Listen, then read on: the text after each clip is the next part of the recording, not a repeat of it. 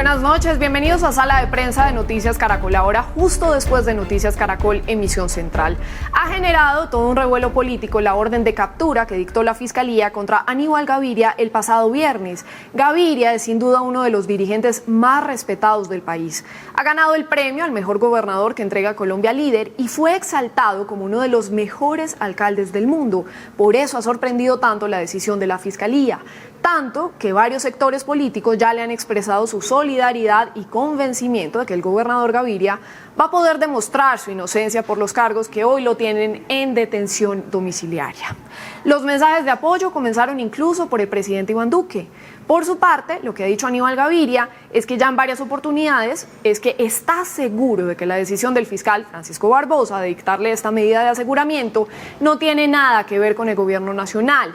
Abro comillas, eso es un show solo de Barbosa. Eso es en lo que ha insistido Gaviria. Pues para ampliar este tema hemos invitado esta noche a José Luis Jiménez, él es decano de Derecho de la Universidad de Medellín, y a Mónica Bustamante, profesora de Derecho de esta universidad. Buenas noches, bienvenidos a Sala de Prensa. Buenas noches, Juanita. Muchas gracias por la invitación. Mónica. Juanita, buenas noches. Me alegra mucho saludarlos, gracias por acompañarnos en este momento y les voy a preguntar entonces, vamos a comenzar por ahí, ¿cómo les parece la decisión de la Fiscalía de dictar esta medida de aseguramiento contra el gobernador Aníbal Gaviria? Bueno, Juanita, en primer lugar, gracias por la invitación al programa, simplemente refiriéndonos desde un punto eminentemente académico, tengo que decir que en primer lugar y como decano de la Facultad de Derecho de la Universidad de Medellín y como todo ciudadano, pues las decisiones que tomen las autoridades dentro del rango de su competencia constitucional y su competencia legal, pues se podrían analizar en el plano eminentemente académico. Uno podría decir desde el plano eminentemente académico, en mi condición además de decano, de docente por más de 30 años en la Facultad de Derecho, que en lo que uno les enseña a los estudiantes y lo que uno de alguna manera promueve dentro de las aulas de clase desde el punto de vista eminentemente de la docencia y conforme los criterios que guían la aplicación de la ley y que nos interesa que los estudiantes observen, pues tenemos que ya el fiscal Barbosa ha anunciado que el procedimiento que se está adelantando en contra del gobernador o el gobernador en este momento suspendido del cargo, es un procedimiento que se ventila bajo los postulados de la ley 600 del 2000 y en este contexto tenemos que decir que, pues, si bien la ley 600 del 2000 y con fundamento en las atribuciones constitucionales que para su implementación traía o trae la Constitución política, le otorga esas facultades discrecionales a la Fiscalía en cuanto que cuando se traten de algunos tipos de delitos, la Fiscalía puede ordenar la captura de las personas y prescindir de la citación.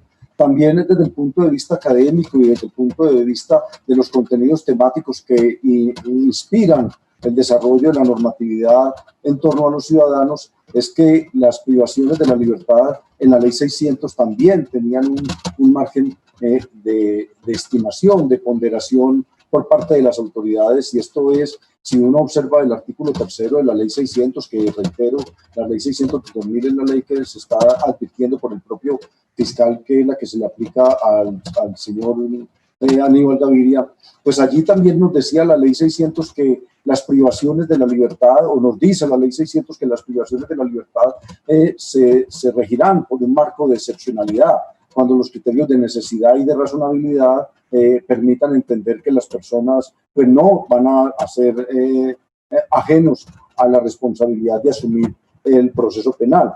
Entonces, desde el punto de vista académico, podríamos pensar que al fiscal también, no obstante ser un proceso que se ventila bajo los contenidos de la ley 600, en un marco de razonabilidad y de ponderación, podría, pues, de alguna manera haber asegurado la no necesidad de ordenar la captura, dado que, pues, a no dudarlo, se trata de una persona que inclusive luego de los hechos ya había sido alcalde de la ciudad de Medellín y estaba ejerciendo el cargo de gobernador. Entonces, bajo esas condiciones, uno académicamente podría pensar de pronto en una no necesidad de una orden de captura y eventualmente en una no necesidad de una restricción absoluta de la libertad.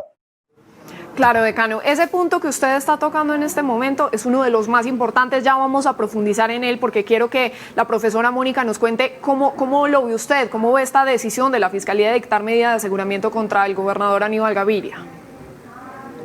Bien, Juanita, a ver, el tema del gobernador Aníbal Gaviria, que se le atribuye, viene con unos hechos relacionados entre el año 2004 en adelante, lo que significa que la normativa aplicable era el sistema mixto, que como bien destaca José Luis, le rige bajo el sistema de la Ley 600 del año 2000. Bajo este sistema hay que reconocer que hay unas características que le son propias y es que lamentablemente bajo este sistema la regla general es la medida de aseguramiento de detención preventiva y también bajo sistemas mixtos la regla general ha sido la privación de la libertad. No obstante, como bien lo señala José Luis Jiménez, en ese ejercicio de ponderación sobre la necesidad, proporcionalidad y razonabilidad de la captura y posterior imposición de medida de aseguramiento, pues pesa mucho también establecer las calidades de la persona y si realmente se cumplen con los fines para la privación de la libertad.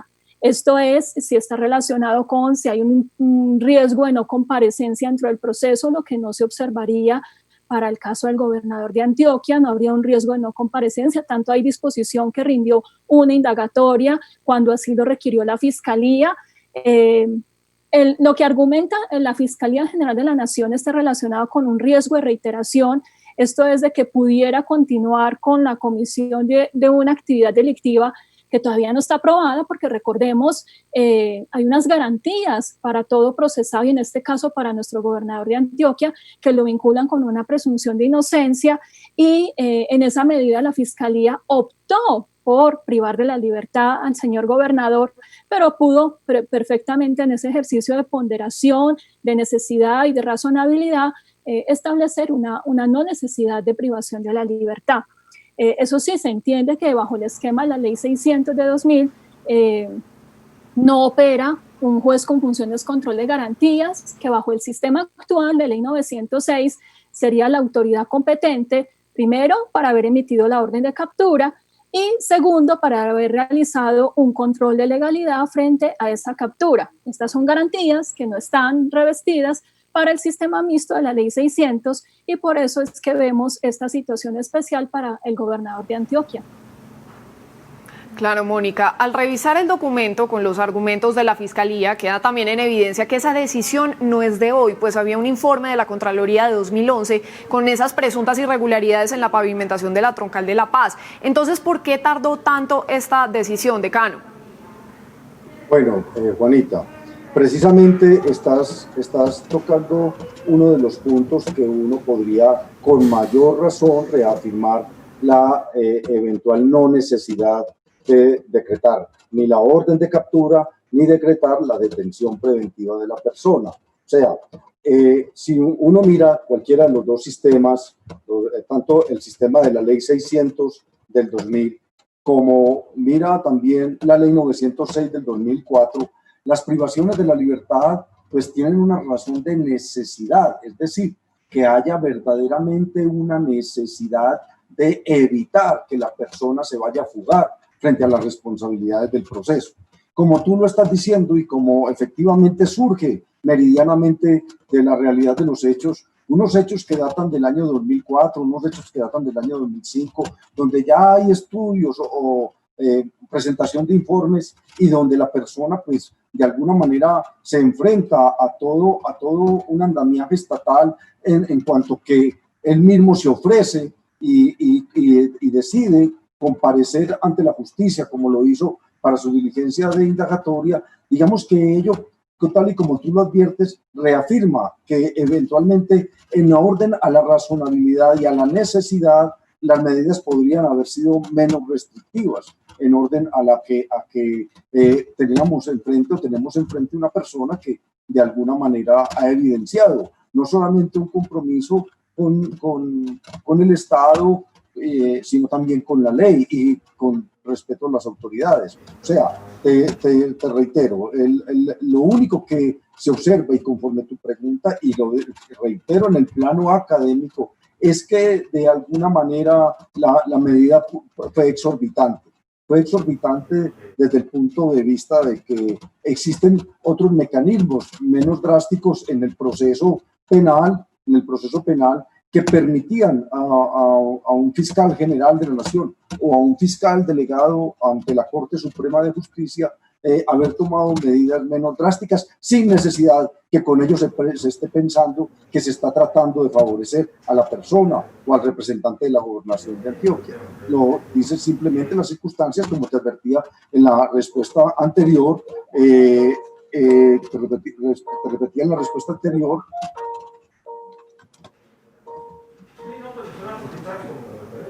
¿Aló? Sí, tranquilo, decano, que lo estoy oyendo. Lo que pasa es que como en mi condición me entran un montón de serie de mensajes, pero bueno, aquí vamos. Entonces, no se preocupe. Perfecto, te agradezco. Digamos que entonces la Fiscalía fue exorbitante, ya que también la ley 600 permite otra serie de decisiones más paliativas que de alguna manera no tenían que generar, o digamos, el boom publicitario o el boom noticioso de la decisión. El boom noticioso de la decisión, ese es un argumento que se está usando también mucho por estos días a propósito de esta polémica. Quiero que la profesora Mónica nos cuente qué más hay por decir, por qué tardó tanto esta decisión, profesora. A ver, los hechos, según se narra por parte de la Fiscalía General de la Nación, están relacionados entre el año 2004 y el año 2007. Al año 2011 hay un informe de Contraloría que daría impulso al inicio de una investigación previa. Allí tenía la facultad la Fiscalía General de la Nación de tomar dos decisiones, de no encontrar nada, una resolución inhibitoria, o de encontrar elementos para abrir una investigación formalmente dicha, haber dado apertura con una resolución de apertura de instrucción, que en su momento no se hizo. ¿Qué razones tuvo que haber tenido la Fiscalía General para no hacerlo?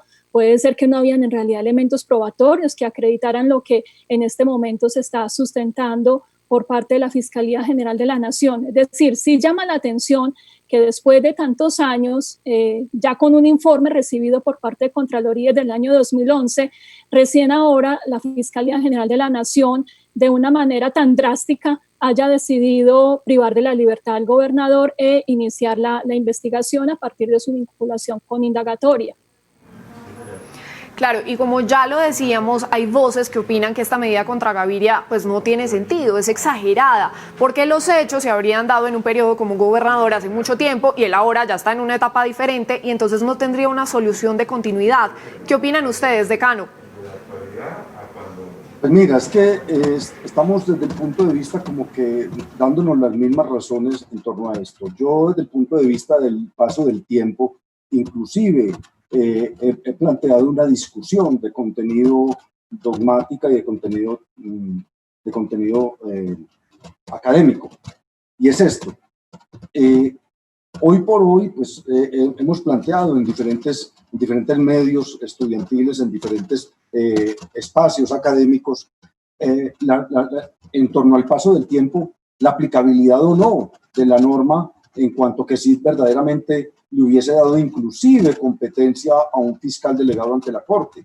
Si tenemos claro que los hechos datan del 2004, del año 2000, 2005, pues en este momento la competencia para proferir la medida de aseguramiento constitucionalmente, si se mira la norma constitucional, era exclusivamente del fiscal general de la Nación.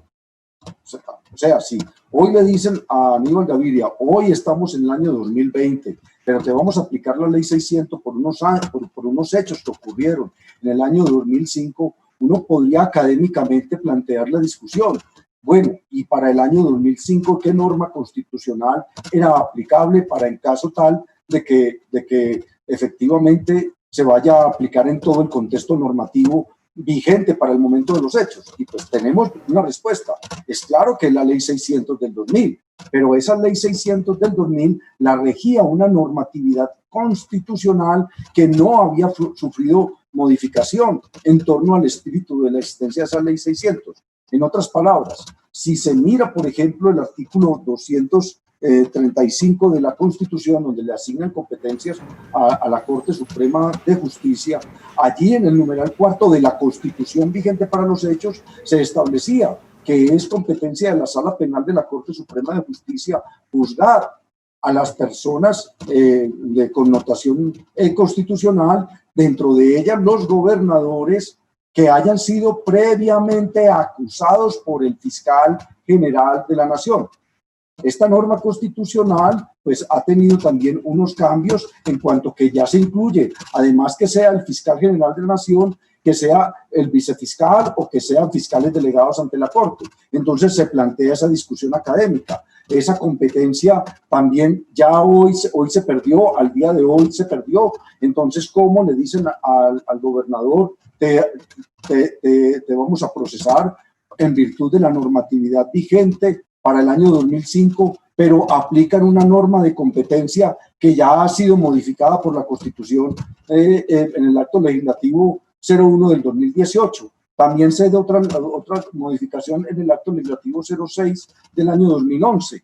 Entonces, son planteamientos que la distancia, el tiempo, hacen que empiecen a surgirse en una serie de dudas. Uno podría plantear, no, es que son normas de competencia, son normas de cumplimiento inmediato, pero también quedaría entonces la otra discusión académica, y son normas de competencia que hacen parte de las reglas propias del debido proceso, porque es propio que el debido proceso establece que nadie podrá ser juzgado sino conforme a leyes preexistentes al acto que se imputa. Y en ese orden de ideas se podría pensar que inclusive existiría una incompetencia por el transcurso del tiempo, existiría al día de hoy una incompetencia por parte del fiscal delegado ante la Corte Suprema de Justicia. Entonces, son un montón generan una serie de controversias el paso del tiempo. Entonces, vuelvo y te digo, a ello, pues, aunándole que vaya a aplicarse una norma de constitucional que para el momento de los hechos no existía. Podría argumentarse que, no obstante no existir, por ser una regla procedimental, también tiene un incumplimiento inmediato, pero queda abierta la discusión académica. Te reitero, Juanita, en virtud del desarrollo y del paso del tiempo, porque estamos hablando pues, de 15 años. Claro, es que son 15 años los que han pasado ya, y me gustaría también conocer la opinión de la profesora Mónica. ¿Usted también considera que esta medida contra Gaviria, digamos, no tiene sentido ya? A ver, aquí hay que tener en consideración que la Fiscalía General ha tomado decisiones teniendo como base principal la normativa vigente para el momento de ocurrencia de los hechos por los cuales se les está vinculando al gobernador Gaviria, que está relacionado con delitos de contratación sin el cumplimiento de los requisitos legales en concurso homogéneo y heterogéneo por peculado por apropiación a favor de terceros. Entonces, lo que están aplicando son normas de derecho procesal y normas de derecho sustantivo vigentes para la fecha de ocurrencia de los hechos. Esto es a partir del año 2004. Entonces, bajo esa interpretación, entiende uno que así operó la Fiscalía General de la Nación, entendiendo que esas son las normas vigentes. Ahora bien, como bien lo plantea el doctor José Luis Jiménez, hay también que hacer un análisis desde el conjunto de garantías y dentro de ellas relacionada también con el principio de favorabilidad. Esto es que, teniendo en cuenta el transcurso de tiempo y que estamos ahora bajo otra normativa con modificaciones de tipo sustantivo y de tipo procesal, entonces el principio de favorabilidad nos dice también que al procesado debe aplicársele la norma favorable. Y en materia procesal también aplica la aplicación de ese principio de favorabilidad cuando se trata de normas procesales con efecto sustancial. Aquí hay un efecto sustancial y es que estamos hablando de la libertad de una persona. Entonces, habría que pensar desde esta discusión, tanto constitucional como legal, si habría que aplicar por favorabilidad en relación con esa privación de la libertad la normativa de la Ley 906 de 2004, como bien lo plantea José Luis, y esto haría pensar incluso en la necesidad de un control de legalidad frente a esa privación de la libertad. Soy un poco atrevida, pero frente a esto tengo en consideración no solamente norma constitucional que nos habla del debido proceso y que incorpora el principio de favorabilidad, sino que también traigo a colación el principio de libertad y las garantías judiciales consagradas en el artículo 8 de la Convención Americana, y que convencionalmente nos ha dicho la Corte Interamericana de Derechos Humanos que la privación de la libertad debe ser la excepción, y que en ese sentido, cuando se va a privar de la libertad, insistimos, debe pensarse en la necesidad, en criterios de adecuación, de proporcionalidad y de razonabilidad.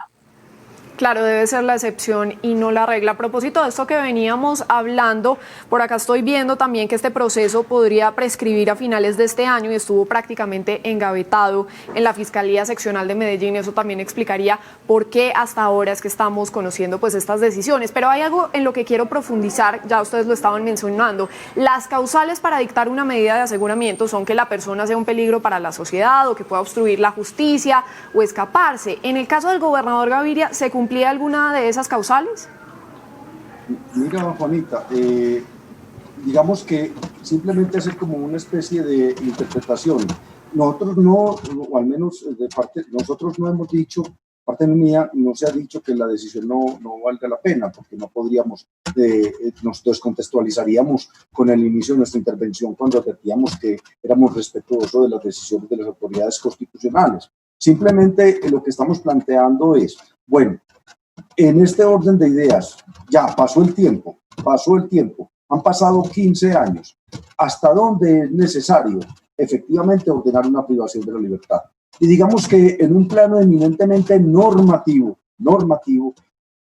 a nosotros la ley nos dice, hombre, un fiscal en vigencia de la ley 600 o un juez en vigencia de la ley 906, juez de control de garantías, puede ordenar la privación de la libertad cuando los motivos de necesidad, de urgencia, pues sean tan evidentes que se vea que la privación de la libertad es el mecanismo necesario para que el proceso se pueda desarrollar tanto desde el punto de vista procedimental como probatorio sin interrupción alguna. Aquí, acompañando a la doctora Mónica Bustamante, en cuanto que efectivamente, digamos que la Fiscalía General sabe que hay pronunciamientos, no solamente de entidades internacionales, sino de nuestra propia Corte Suprema de Justicia, que advierten que cuando haya la posibilidad de que frente a una decisión se pueda aplicar la ley más favorable, tenemos que en la ley 906, a diferencia que en la ley 600, de la ley 600, hay unas decisiones o unas medidas que se pueden tomar que son medidas de aseguramiento no privativas de la libertad. Entonces, la Fiscalía puede haber advertido dentro de la motivación de su decisión, hombre, pues digamos que son delitos que en vigencia de la ley 600 tenían una medida de aseguramiento de detención preventiva, pero también advertir que en vigencia de la ley 906, pues en los motivos de necesidad, urgencia y para evitar el riesgo de que la persona se fugue, también existen otras medidas menos restrictivas, menos invasivas, que también pueden ser aplicadas por principio de favorabilidad en favor de las personas. Y eso es lo que académicamente se reclama. O sea, ¿por qué frente a unos hechos que datan de tantos años, teniendo ya una normatividad procesal favorable, o sea, hasta qué punto verdaderamente era necesario restringir drásticamente la libertad de una persona? Entonces, digamos lo que vuelvo y te digo, Juanita, si uno mira que estamos frente a una persona que fue gobernadora, que fue alcalde y que ahora es gobernador, pues de alguna manera también nos están evidenciando que es una persona que pensar que va a poner en peligro a la comunidad, pues digamos que pecaría de alguna manera de temeraria esa argumentación, en cuanto que vulneraría el principio de buena fe de las personas, principio de buena fe constitucional. Pero si se va a argumentar, bueno, lo que pasa es que no se puede correr el riesgo de que se ponga en peligro a la actividad probatoria, dado el cargo que tiene, pues simplemente la medida inclusive podría, en orden a esa favorabilidad que estamos explicando y esperamos ser entendidos, podría ser una medida no restrictiva de la libertad, pero que conllevara a que la persona eventualmente fuera separado del cargo como medida que nos la permite la ley 906 en el artículo 307, literal B. O sea, tomar medidas que a la Fiscalía le den la tranquilidad de que no se va a perjudicar el material probatorio. pero sin la drasticidad de tomar una medida restrictiva de la libertad de una persona. Perfecto, decano. Ahora le quiero cambiar la pregunta a la profesora Mónica. El gobernador Gaviria ha recibido el respaldo de diferentes sectores políticos. ¿Qué tanto va a pesar ese respaldo en una decisión final? ¿Y se podría, digamos, garantizar la independencia de la justicia en un caso así? Bueno, la Fiscalía, como titular de la pretensión punitiva y que está en pleno ejercicio de una acción penal pública, es quien tiene finalmente la decisión. Como este es un procedimiento que se está siguiendo bajo el sistema mixto de ley 600, implica que la Fiscalía va a adelantar una investigación formalmente dicha, que según la norma vigente para ese momento indicaba un lapso de no más de 24 meses. A partir de lo que arroje el resultado de esa investigación, la Fiscalía tiene dos caminos. Uno es que esté bajo una causal de preclusión de la investigación y profiere una resolución de preclusión, o el segundo camino está relacionado con que decida presentar una resolución de acusación que presentaría formalmente bajo este sistema. Entonces, está bien si el gobernador de Antioquia ha recibido el apoyo de diferentes partidos políticos e incluso de la comunidad que le conoce en su tarea como exgobernador y ahora como gobernador, y que es difícil que en este momento esté atravesando esta situación el departamento cuando tenemos tantas cuestiones que resolver por producto de la pandemia. O sea, es una situación coyuntural y bastante compleja.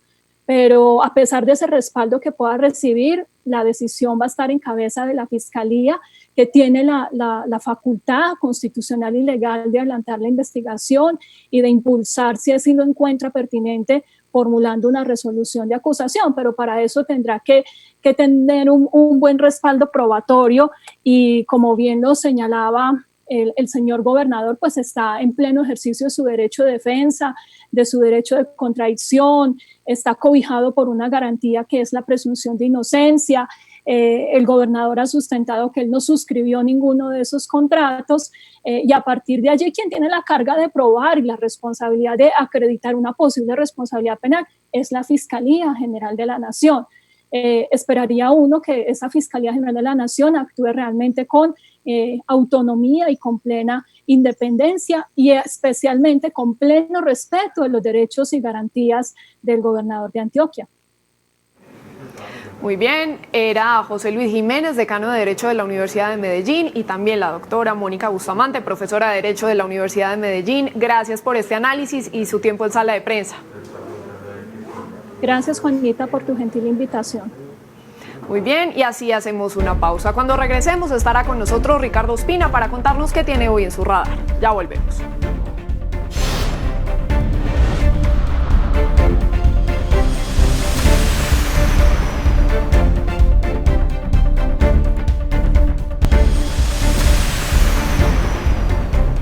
Gracias por seguir con nosotros y ahora saludamos a Ricardo Ospina, director de Servicios Informativos de Blue Radio, quien nos cuenta qué tiene hoy en su radar. Ricardo.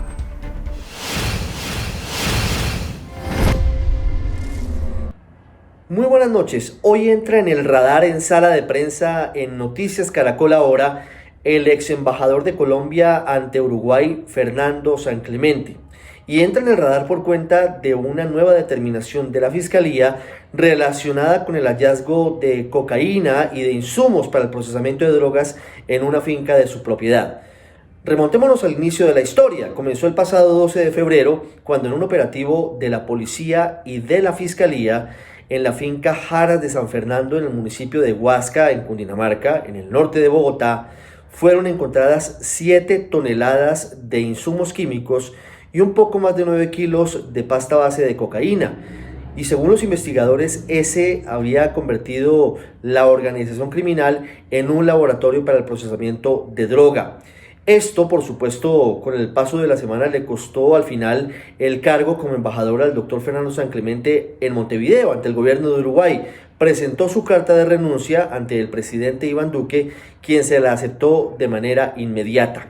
Lo último que ha ocurrido en este caso lo dio a conocer la unidad de extinción de dominio de la Fiscalía, que decidió en las últimas horas asumir el control de toda esa propiedad, que son 4 predios y 2 vehículos que pertenecen a la sociedad Las Colinas, que es en la que estaba el laboratorio para el procesamiento de cocaína que ha desatado todo este escándalo. Lo que ha dicho la Fiscalía es que el valor inicial de estos bienes es cercano a los 150.000 millones de pesos. Comienza el trámite ahora de embargo para luego pasar a la Sociedad de Activos Especiales y pasar finalmente a manos del Estado. Lo que se presume de esta actuación de la Fiscalía es que detrás de esta hacienda y de esta finca se escondían actividades ilícitas y por eso, por cuenta de que allí había un laboratorio para el procesamiento de cocaína, se procede a, de manera inmediata, extinguir el dominio que tenía sobre ella el doctor Fernando San Clemente, quien además era el representante legal durante varios años de la sociedad Las Colinas, de la que estamos hablando, y que hoy lo mantiene en medio de una investigación penal que podría tener más desarrollos en los próximos días. En el ojo del huracán. Gracias, Ricardo. Hasta aquí, Sala de Prensa de Noticias Caracol. Ahora los dejamos con el programa Signo Pesos. Buenas noches.